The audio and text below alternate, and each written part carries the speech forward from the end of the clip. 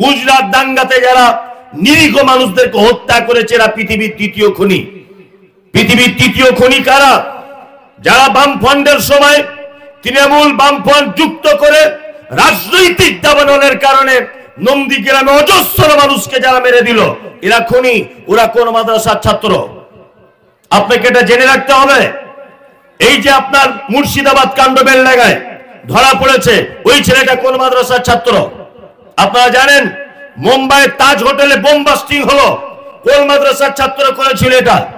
আপনারা জানেন কিছুদিন আগে একজন বিহারের মহিলা ওই আপনার বহরমপুরে চিকিৎসা করাতে এসেছিলেন। রাত 2টোর সময় খাগড়াগড় স্টেশনে নেমেছেন, তার মেয়ে ছিল তার সঙ্গে, মেয়েকে চিকিৎসা করাতে নিয়ে এসেছিলেন।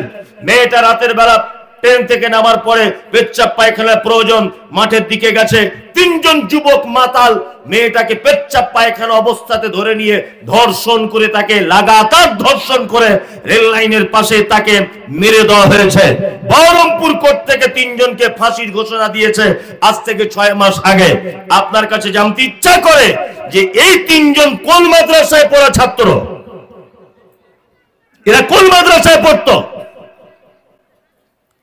সারা পৃথিবীর যত সাম্প্রদায়িক দাঙ্গা, যত সন্ত্রাসী ঘটনা, যত মাওবাদীদের কেলেঙ্কারি, একটা কোন মাদ্রাসায় পড়া ছেলে, একটা কোরআনের শিক্ষায় শিক্ষিত ছেলে জড়িত তোমাকে প্রমাণ করতে হবে। প্রমাণ করা যাবে না। প্রমাণ করা যাবে? যাবে না। আসলে ব্যাপার ওটা নয়। পৃথিবীর সব থেকে বড় এখন টার্গেট চলছে কোরআন। এই কোরআন যেখানে শিক্ষা হয়, এই কোরআন শিক্ষাটাকে, টোটাল ব্যবস্থাটাকে বন্ধ করে দিতে হবে। এটা চক্রান্ত চলছে। আর কেন চলছে আমি সেটাও আপনাদেরকে বলবো, প্রমাণ সহকারে বলবো, তার আগে নয়। আমি এই কোরআনের 7 নম্বর সূরা, সূরার আরাফ থেকে কথা বলবো ইনশাআল্লাহ। ব্যস্ত হলে বলবেন, ছেড়ে দেব। আরাফ, প্রতিটা সূরার নামকরণের পিছনে একটি ঐতিহাসিক প্রেক্ষাপট আছে না? যেমন সূরা ফিল, ফিল মানে হাতি, সেই যে আব্রাহা বাদশার একটা কাহিনী আছে, ওইটাকে কেন্দ্র করে সূরার নামকরণ করা হয়েছে। সূরা বাকারা, বনি ইসরাইলের একটি ঘটনাকে কেন্দ্র করে এটাকে নামকরণ করা হয়েছে। ওর নাম কি? বাকারা, গাভী। যেমন সূরা ফাতিহা, ফাতিহা মানে প্রারম্ভিকা, কোরআনের শুরুতে এটা আনা হয়েছে, এই জন্য এর নাম ফাতিহা। আরাফ কার নাম? জান্নাত, আমার দিকে ফিরুন, জান্নাত আর জাহান্নাম, এর মাঝখানে একটি জায়গা আছে, তার নাম আরাফ। মোরগের মাথাতে ফুল হয় না মোরগের পায়ে ফুল হয়? কোনটা? মাথায়। এই মোরগের মাথার ফুলকে কি বলা হয় আরবিতে জানেন? উরফুদ্দিক, অর্থাৎ উচ্চ স্থানের ফুল। আরাফ শব্দ হচ্ছে উচ্চ স্থান। আরাফ মানে কি? উচ্চ স্থান। এটা একটা জিনিস জানা হয়ে গেল। জান্নাত জাহান্নাম মাঝখানে একটা জায়গার নাম আরাফ। এই সূরাতে আল্লাহ এই মাঝখানের আরাফবাসীদের ব্যাপারে আলোচনা করেছেন। নাম্বার 2, আর একটা জিনিস আপনাদেরকে আজকে নতুন করে জানিয়ে দিই, সেটা হচ্ছে এই, আচ্ছা এই গল্প করছো কেন? এদিকে ফেরো। পবিত্র আল কোরআন শুরু করার কি বলে শুরু করতে হয় বলুন? কে বলছে বিসমিল্লাহ? হ্যাঁ ঠিক বলেছে। আউযু বিল্লাহি মিনাশ শাইতানির রাজিম, বিসমিল্লাহির রহমানির রহিম। জি, চাচা চুপ করুন, আস্তে আস্তে আস্তে। আপনি সব বলে ফেললে তাহলে আমার আশাটাই বেকার হয়ে গেল। এবার এদিকে ফিরুন, এদিকে ফিরুন। কোরআন মাজিদের কোন সূরা প্রথম থেকে শুরু করতে গেলে কি বলে শুরু করতে হয়? আউযু বিল্লাহ, বিসমিল্লাহ। আচ্ছা, জানা গেল। নাম্বার 2, কোরআন মাজিদের আমি একটা সূরা মাঝখান থেকে তেলাওয়াত করব। মাঝখান থেকে কি বলে তেলাওয়াত করতে হবে? বিসমিল্লাহ। তার মানে এটা আপনাদের জানা নেই, আমি জানিয়ে দিচ্ছি, খুব ভালো করে জেনে যান। 1, কোন সূরার, মায়েরাও শুনবেন, কোন সূরার প্রথম থেকে শুরু করলে আউযু বিল্লাহ বিসমিল্লাহ দুটোই, আর কোন সূরার মাঝখান থেকে শুরু করলে শুধু আউযু বিল্লাহ। মাথায় থাকবে। কোন সূরার প্রথমে কেন বিসমিল্লাতে বা হারফে জার? এখানে তার আগে একটি শব্দ উজ্জ আছে, শায়েখরা জানেন, আবদাউ আশরাউ, একটি শব্দ উজ্জ আছে, মানে কোন জিনিস প্রথম থেকে শুরু করার জন্য বিসমিল্লাহ দিয়ে শুরু করতে হয়। কি বললাম বুঝলেন? আর মাঝখান থেকে বলে আউযুবিল্লাহ বিসমিল্লাহ কি চলবে না, শুধু আউযুবিল্লাহ। এবার একটা মজার বক্তব্য আপনাদেরকে শোনাই, ভালো করে শুনুন। আচ্ছা, আল্লাহ তাআলা পবিত্র আল কোরআনে বলছেন, কি বলছেন? ফাইজা করাতাল কোরআন ফাস্তাইজ বিল্লাহি মিনাশ শাইতানির রাজিম। তোমরা যখন কোরআন তেলাওয়াত করবে তখন শয়তানের কুমন্ত্রণা থেকে আল্লাহর নিকটে পানাহ চাও। এটা আল্লাহ কোরআনে বলছেন। কোথায়? কোরআনে। আচ্ছা, এবার আপনাদের একটা কথা বলি, কোরআন তেলাওয়াত করা এটা কি ইবাদত কি ইবাদত নয়? ইবাদত, ইবাদত। আচ্ছা, এবার বলুন, পৃথিবীতে যত ইবাদত আছে সব থেকে দামি ইবাদতের নাম কি? সালাত, তাই না?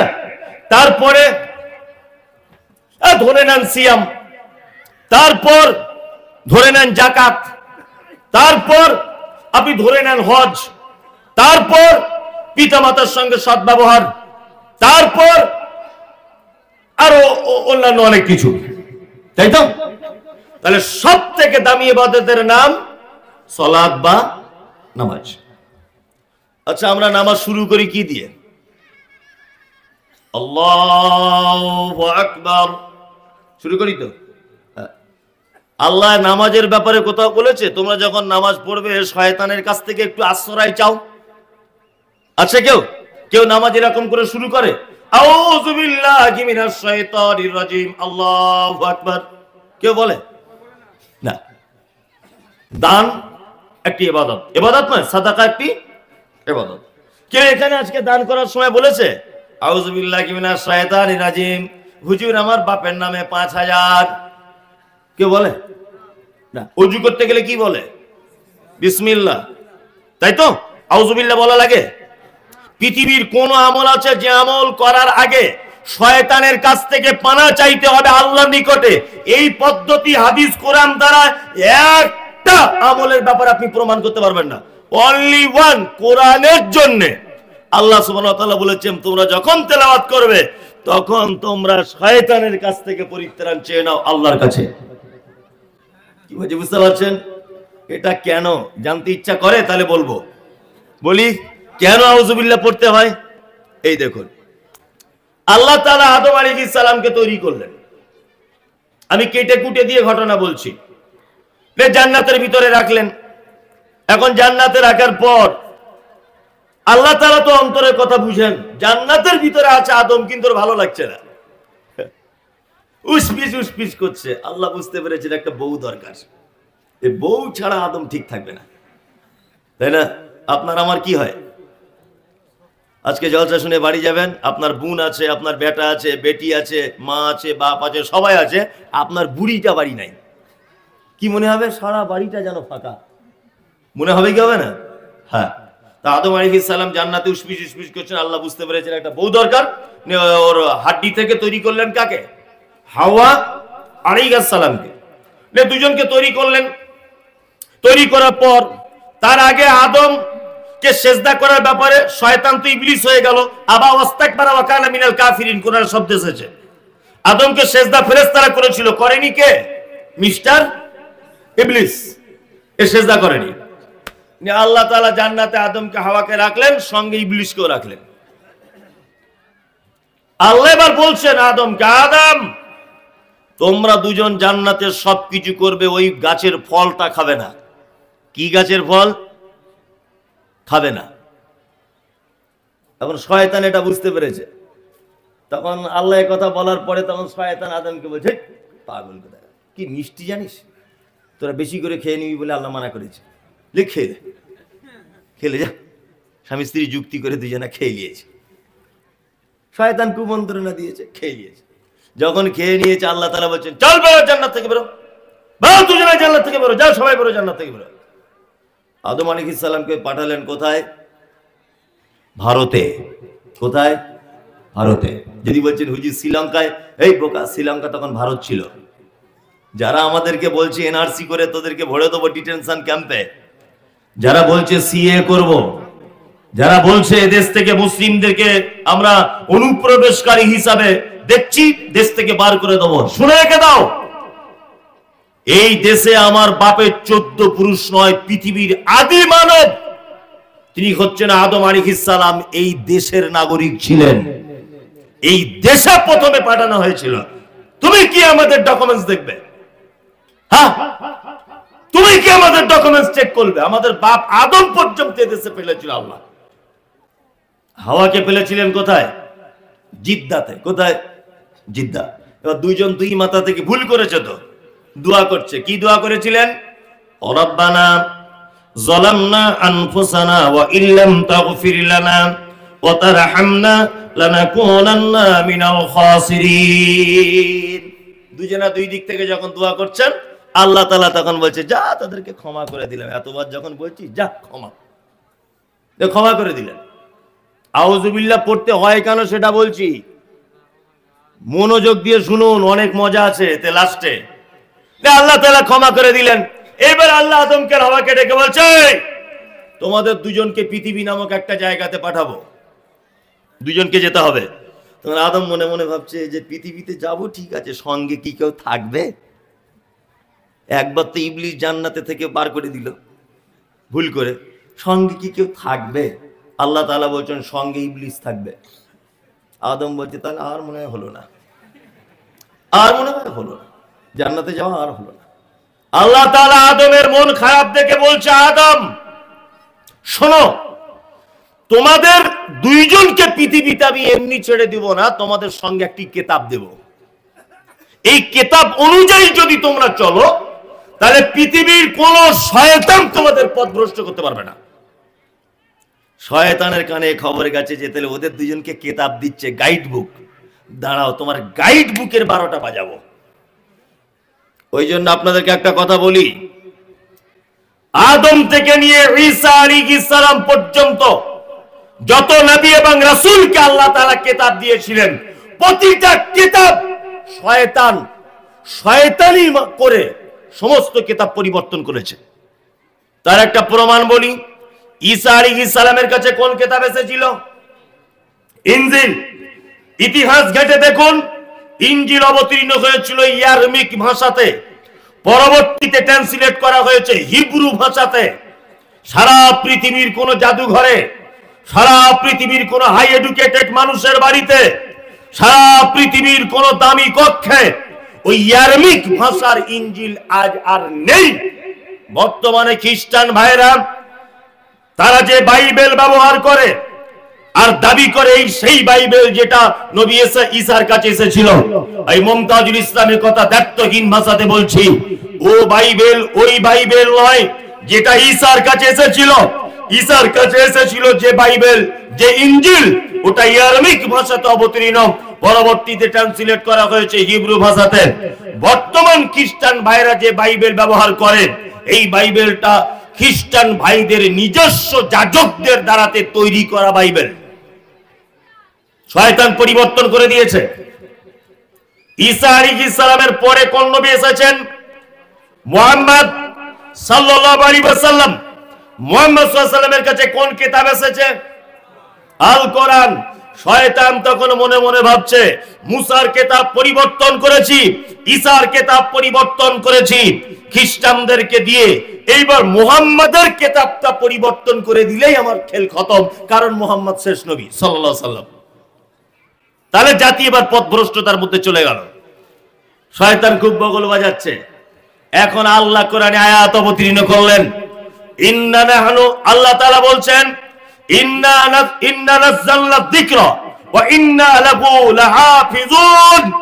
আমি এই কোরআন অবতীর্ণ করেছি, এই কোরআন সংরক্ষণের দায়িত্ব আমি আল্লাহ নিজে হাতে নিলাম। শয়তান তখন দেখছে, আচ্ছা আমাকেও বানিয়েছে আল্লাহ, মুহাম্মদকেও বানিয়েছে আল্লাহ, ইবলিসকেও বানিয়েছে আল্লাহ, কোরআনও তার কথা। এখন কোরআনের হেফাজতের দায়িত্ব নিচ্ছে কে? আল্লাহ। ইবলিস দেখছে তাহলে এর বিধান আর পরিবর্তন করা যাবে না, স্বয়ং তো দায়িত্ব নিচ্ছে না আল্লাহ। তখন ইবলিস মনে মনে ভাবছে এক কাজ করা যাবে। এই দেখুন আপনাদেরকে একটা কথা বলি, ধরে নেন এটা জলসার হ্যান্ডবিল। এটা কি জলসার হ্যান্ডবিল? এর ভিতরে কে প্রধান বক্তা, কে দামি বক্তা, কে কোন দামি, কে সভাপতি, কিসের কারণে জলসা, কোন গ্রামে জলসা। আচ্ছা বলুন তো, আমি এটা খুলবো তবে তো বুঝতে পারবো, না দেখে বোঝা যাবে? যাবে না।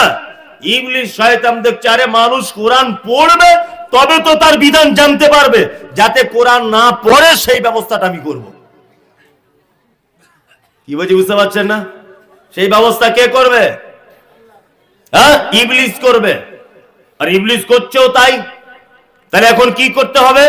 ওই জন্য যারা মাদ্রাসার ছাত্র, আমরা সবাই জানি যে, শুনেছি যে মাদ্রাসার ছাত্র মানে খুব বদমাইশ, শুনি না?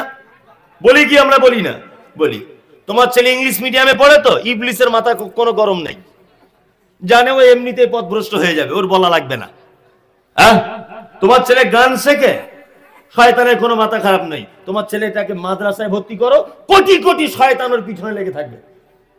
কোরআন পড়া ওকে শিখতে দেওয়া যাবে না, যে কোনো ভাবে হোক কোরআন পড়া থেকে ওকে দূরে সরিয়ে আনতে হবে। ওকে দিয়ে না পারলে এবার ইবলিস দেখছে আমার দ্বারা যদি অসম্ভব হয় তাহলে অমিত শাহর মতো লোককে একটু ফিট করি। আমি তো একা পারবো না, তাহলে দিলীপ বাবুকে একটু ফিট করে দিই, শুভেন্দু বাবুকে একটু ফিট করি, আর কটা মিডিয়া, গোলাম মিডিয়াকে কিছু ফিট করে দিই, যে মাদ্রাসায় গিয়ে শুধু কুটুর কুটুর করে বলবে সন্ত্রাস হাবি যাবি, সরকারি ভাবে বন্ধ করে দিক, তাহলে আর কোরআন পড়া হবে না। কি বলছি বুঝতে পারছেন না? শুনুন, কোরআনের দায়িত্ব নিয়েছে কে? কে? আল্লাহ। এটা কথা শুনে রেখে দেন, কোরআন দায়িত্ব নিয়েছে আল্লাহ। এই কোরআনকে পৃষ্ঠারের আকারে, বই আকারে দায়িত্ব নিয়েছেন আল্লাহ, এ কথা নয়।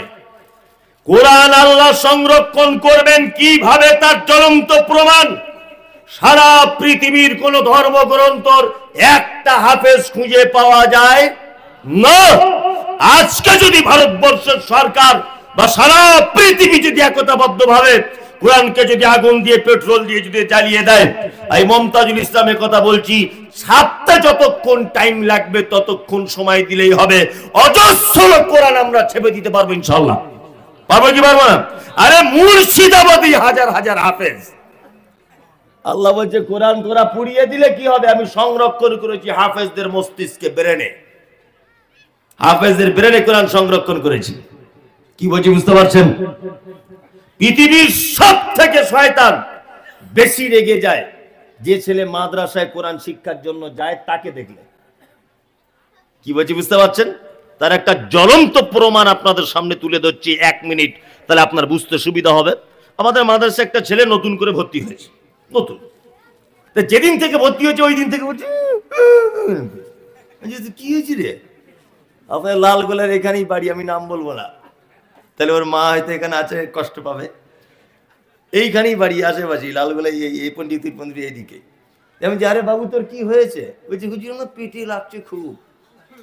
তা আমি আমার মাদ্রাসা শিক্ষকদের বললাম একটু গাড়ি করে ওকে ডাক্তার দেখিয়ে দিত।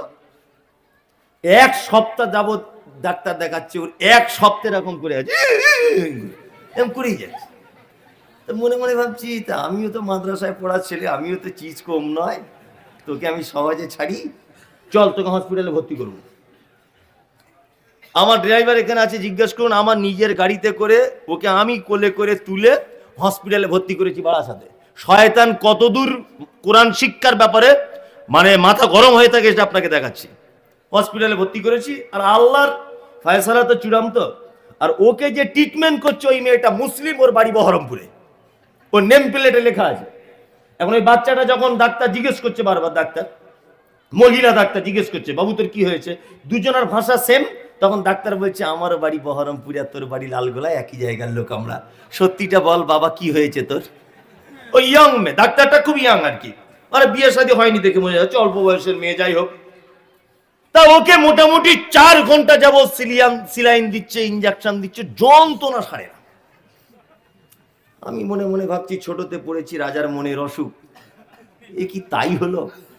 হ্যাঁ, আমি ওই মেয়েটাকে একটু সাইটে দেখে নিয়ে বলছি বোন তুমি যদি কিছু না মনে করো তখন এই মেয়েটা বলছে, হুজুর আপনি আমাকে বোন বলছেন, আমি লজ্জায় কিছু বলতে পারছি না, আমার মা একদিনও আপনার বক্তব্য না শুনে ঘুমায় না, আপনাকে আমি চিনি। আরে মমতাজুল ইসলাম তো আছে, ইয়েস মমতাজুল ইসলাম, চিনি আপনাকে, ভালো করেছো। আমি ওকে সাইডে ডেকে বলছি, তোমাদের এখানে কি পুরাতন অপারেশনের কোনো যন্ত্রপাতি আছে? তো বলছি হুজুর আছে। বলছি অপারেশনের যাবতীয় যন্ত্রপাতি তুমি পাত্রে করে আনো, তারপরে দেখছি ওর রোগ কি হয়েছে। আমি ধরছি, ওই মেয়েটা সব যন্ত্রপাতি এনে, এই বড় বড় ছুরি কাঁচি সেলাই করা মেশিন বুঝলেন না, সব এনে একটা বাস্কুণ্ড করে, আল্লাহর কসম বলছি, ঘটনা হাসানোর জন্য বলছি না, মিথ্যা নয় সত্য, নিয়ে ওর সামনে রেখেছে। ও তখন বলছে, হুজুর এগুলি দিয়ে কি করবে? ছেলেটা আমাকে বলছে, আচ্ছা ওপেন সার্জারি, তোর বুক কেটে দেখা হবে ভিতরে আছে কি, তোর বুক কেটে এখনই দেখা, পুরো চিড়ে দেওয়া হবে, মাঝখান থেকে পুরো চেরাই কর, এখনই পরীক্ষা হবে। তখন বলছে, হুজুর একটা কথা বলবো। বলছি কি? বলছে আমার পেটে কিছু হয়নি, আমার মায়ের লেগে মন কেমন করছে, আমার মায়ের লেগে খুব টেনশন করছি। আচ্ছা তোর কি বাড়ি বউ আছে রে, তোর টেনশন করছিস? হ্যাঁ, ছেলেটার নাম বলবো না, আলহামদুলিল্লাহ 13 পারা ছেলেটা হিপস করছে, নুরানি কায়দা থেকে শুরু করেছে। তখন আমি মনে মনে ওর গায়ে হাত বোলাচ্ছি আর বলছি, মারবো না তোকে, কোনো ভয় নেই, তবে তোর তো কোনো দোষ নাই, দোষ হচ্ছে ইবলিশ শয়তানের। ও তোকে কোরআন পড়ানোর হাফেজ থেকে দূরে সরে আনার জন্য তোর পিছনে লেগে লেগে আজকে সিলাইন পর্যন্ত পৌঁছে গেছে, কিন্তু আমিও তার উপরের বদমাইশ তোকে ছাড়বো না, তোকে হাফেজ করতেই হবে যেমন হোক করে। এখন 13 পড়া চলছে আলহামদুলিল্লাহ। তার মানে আপনাকে আমি এটা বোঝাতে চাইছি, সেটা হচ্ছে এই, শয়তান কোরআন পড়া যদি কেউ দূরে থাকে, এই যে কত আনন্দ পায়, কারণ কোরআন পড়বে তবে তো দিনের ব্যাপারে জানতে পারবে, আল্লাহর বিধান তোর পড়া থেকে দূরে সরিয়ে রাখবো। শয়তান জয়লাভ করেছে কি করেনি? এই কথা বলুন, করেছে। আনন্দবাজার পত্রিকা পড়েন, দ্য টেলিগ্রাফ পড়েন, আপনি ম্যাগাজিন পড়েন, আপনি দৈনিক কোন পত্রিকার সঙ্গে যুক্ত, কিন্তু হতভাগা মুসলিম, তুমি 365 দিনে একবারও কোরআন খোলার টাইম পাও না, তোমার বউও পায় না। কোরআন খোলার টাইম এসেছে আর কয়েকদিন পর সবে বরাতের রাত্রিতে পড়বে, আর কয়েকদিন পরে আসছে, তাই না? কোরআন তুমি পড়তে জানো না। আউযুবিল্লাহ, তাহলে কেন পড়তে হয় বলে দিলাম। বিসমিল্লাহটা বলবো না, অন্য কোথাও এলে বলবো, মনে করে দেবেন। এবার আমি সূরাটা শুরু করছি। আল্লাহ তাআলা বলছেন, আলিফ লাম মিম সাদ। কোরআন মাজিদে 29টা সূরার ভিতরে এরকম 29টা সূরার ভিতরে এইরকম শব্দগুলো আসে। আলিফ লাম মিম, তাহা, ইয়াসিন, কফ, নুন, আলিফ লাম রা, কাফ হা আইন সাদ, আলিফ লাম মিম সাদ, এরকম আছে, দেখেছেন? এইগুলোকে আরবিতে বলা হয় হরুফে মুকাত্তিআত, বাংলাতে বলা হয় বিচ্ছিন্ন অক্ষরমালা।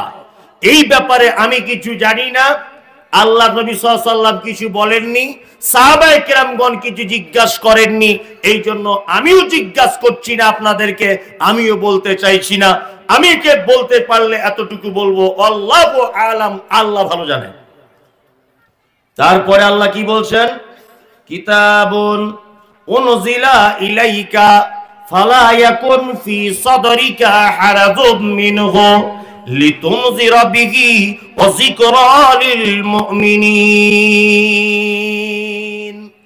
আল্লাহ বলছেন এটা একটি কিতাব। এটা কি? একটি কিতাব।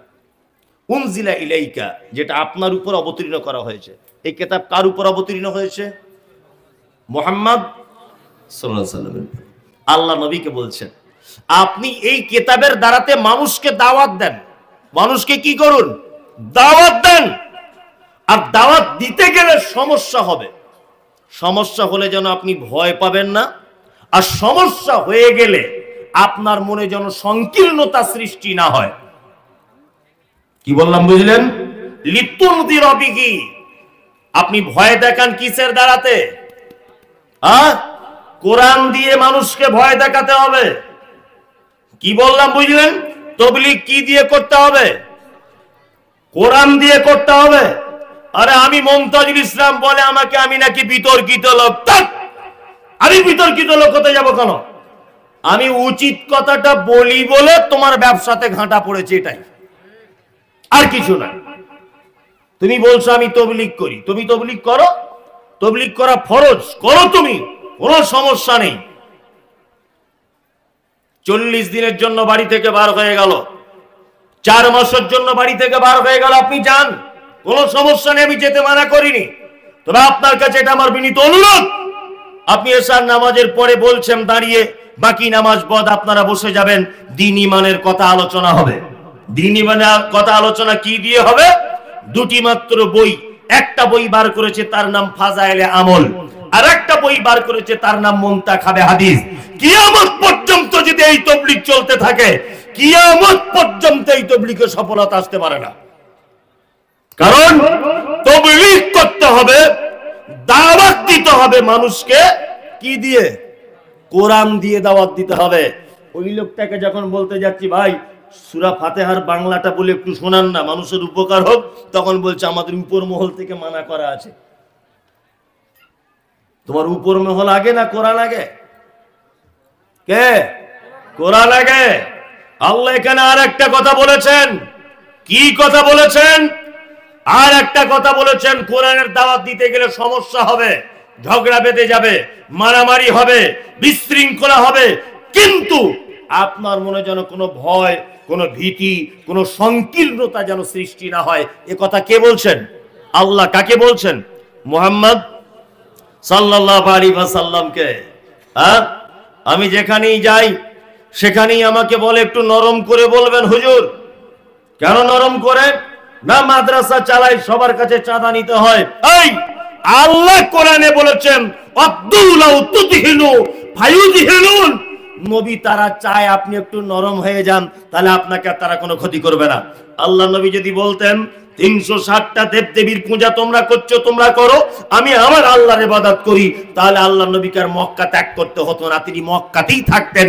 কিন্তু তিনি বলেছেন না, 360টা দেবদেবীর যে পূজা অর্চনা করো এটা ভুল, ইবাদত শুধুমাত্র একজনের হবে, তিনি সপ্তম আকাশের উপরে থাকেন, আর রহমান আলাল আরশি ইস্তাওয়া, এক আল্লাহর ইবাদত হবে।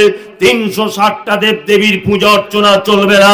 তোমরা যে মানত করো গায়রুল্লাহর নামে, এ মানত চলবে না। আবু জাহেল, তুমি যে পাথরের মূর্তিতে সিজদা করো এটা ভুল, সিজদা একজনের করতে হবে, তিনি আল্লাহ। এই কথা যখন মুহাম্মদ সাল্লাল্লাহু আলাইহি ওয়াসাল্লাম বলেছিলেন, তখনই লোকটাকে মক্কায় অত্যাচার করে তাড়িয়ে দেওয়া হয়েছিল। কোথায়? মদিনাতে। আল্লাহ কোরআনে বলছেন আব্দুম লাউ তুদিকিনু ফায়ুদহিনুন, নবী তারা চায় আপনি একটু নরম হয়ে যান, তাহলে তারাও নরম হয়ে যাবে, আপনাকে শহর ত্যাগ করতে হবে না, তারা চায় এটা। তার মানে বুঝতে পারা যাচ্ছে, আমি একটা কথা আমার মাথাতে ঢোকে না, বক্তা বক্তব্য দিয়ে যখন নেমে যাচ্ছে, চোর বলছে সাংঘাতিক বক্তা, সুদখোর বলছে সাংঘাতিক বক্তা, মাতাল বলছে সাংঘাতিক বক্তা, যে ব্যভিচারে লিপ্ত সে বলছে সাংঘাতিক বক্তা, বেনামাজি বলছে সাংঘাতিক বক্তা। তা আমি বলছি ও বক্তা না দিশি আলুর মতো সব তরকারিতে থাকে? কি বলছি বুঝতে পারছেন না? ও বক্তা কি করে হয়? সবাই ভালো বলে, হ্যাঁ, নয় বেনামাজি খারাপ বলবে, নয় সুদখোর উঠে চলে যাবে, তাই না? তবেই তো সে বক্তা। আর সবাই বলছে ভালো বক্তা, সবাই বলছে ভালো বক্তা, তার মানে বুঝে নিতে হবে বক্তা এখনো সঠিক কথাটা বলেনি, গোপনে রেখে দিয়েছে। কি বলছি বুঝতে পারছেন না? সঠিক কথা বললে মার খেতে হবে কি হবে না? হবে। তাহলে একটা জ্বলন্ত প্রমাণ দিই আপনাদেরকে। মুহাম্মদ সাল্লাল্লাহু আলাইহি ওয়াসাল্লামকে মক্কা ছেড়ে আসতে হয়েছিল কোথায়? কোথায়? মদিনাতে।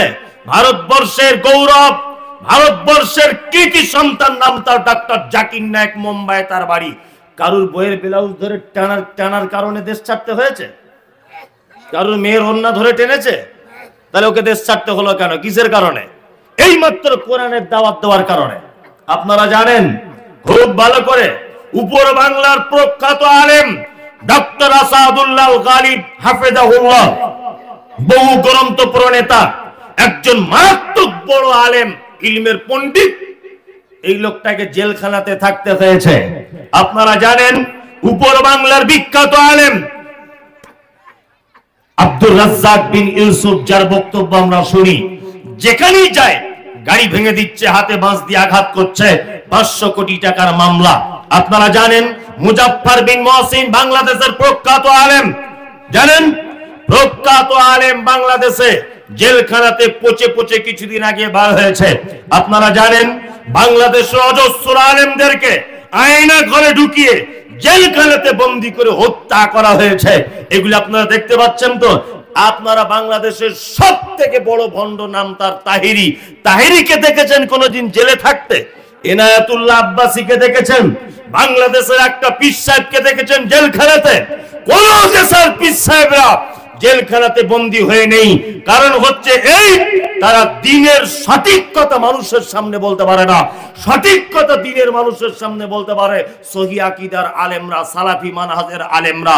এছাড়া আর কোন আলেম দ্বীনের গোপন সঠিক তত্ত্বটা মানুষের কাছে পৌঁছায়, এটা আমার জানা নেই। এটা আমার জানা নেই।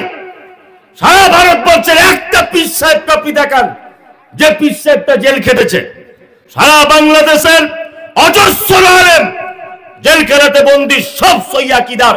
আল্লামা দেলোয়ার হোসেন সাঈদী তিনি সহিহ আকীদা সালাফি মানহাজের ছিলেন না, কিন্তু ডাক্তার মুজাফফর বিন মহসিনের একটা বক্তব্য, একটা বই পড়ে জেলখানার ভিতরে তিনি সহিহ আকীদার মানহাজের উপরে চলে এসেছিলেন। আল্লাহ ওনাকে তুমি জান্নাতের উচ্চ মাকাম দান করুন, বলুন আমিন। আমিন, জয় বলুন আমিন। আমিন। ছোট্ট কুটির ভিতরে যার বসবাস করার জায়গা, আল্লাহ দেলোয়ার হোসেন সাঈদীর দোয়া কবুল করেছে। অজস্র আলেমদের চোখের পানি কবুল করে ঝাঁটা মেরে, জুতো মেরে সরকারকে পালাতে রাতারাত্রি রাস্তা পেল না। অজস্র আলেমদের আজও পর্যন্ত এই দেশের মাটিতে যারা এই হকের উপর আঙুল তুলেছে, যারা এই সহিহ আকীদার আলেমদের উপরে মিথ্যা অপবাদ দিয়েছে। আরে আমি মুমতাজুল ইসলাম 2-4 পাতা পড়া আলেম হাওড়াতে জলসা করতে গেলাম, শুধু একটা বক্তব্য রেখেছি, ইবাদত আল্লাহর করতে হবে, পৃথিবীর কারো ইবাদত করা যাবে না, কোনো মাজারে যাওয়া যাবে না, কোনো গাছতলায় মাছতলা চলবে না। জলসার স্টেজ থেকে নেমেছি, গাড়িতে বোম মেরে দিয়েছে গত বছরে। দেখেছেন কেন বোম মারলো? আমি ওর বইয়ের সাথে আমার ভাব ভালোবাসা আছে? হ্যাঁ, ও বোম মারবে কেন? ওর মেয়ের সঙ্গে আমার প্রেম প্রীতি আছে, তো বোম মারবে? কেন বোম মারবে? কিসের কারণে? কারণ হচ্ছে এই সত্য কথা তাদের হজম করার ক্ষমতা নেই। কি বললাম বুঝলেন? এবার আর একটা কথা বলি, বলুন তো ভোটের সময় মারামারি করে কে? পাগল। ইয়েস, কে বলেছে এটা? হ্যাঁ, ভোটের সময় মারামারি তারা করে যারা জানে আমরা হেরে যাব, তারা মারামারি করবে। আর যারা জানে আমরা জিতে যাব, তারা সব সময় শান্তি চায়, যে শান্তি করে ভোটটা করে নিয়ে আমরাই তো জিতবো। আর মারামারি করবে কে? জানে যে আমাদের তো সারা অবস্থা খারাপ, 4 জনকে মেরে দেয়, তাই না? আসলে ব্যাপার হচ্ছে মারামারি ঝগড়া আমরা তো কোথাও করি না। কোথাও করেছি? কোথাও করি না, কোথাও নয়। আমরা শুধু চিকিৎসাটা করে দিই। এই পাগল কোথাকারে, এইদিকে ফিরবে। বাচ্চা ছেলেকে যখন ডাক্তার ইনজেকশন দেয়, তখন বাচ্চা কি বলে? শালা ডাক্তার কি বদমাইশ রে, মানে ইনজেকশন দিয়ে দিচ্ছে পাছায়, তাই না? আচ্ছা বলুন তো, বাচ্চাটা ইনজেকশন দিচ্ছে বটে, ওর ভালো করছে না খারাপ করছে? হ্যাঁ, ভালো করছে। পুলিশে গাড়ি ধরে মোটরসাইকেল,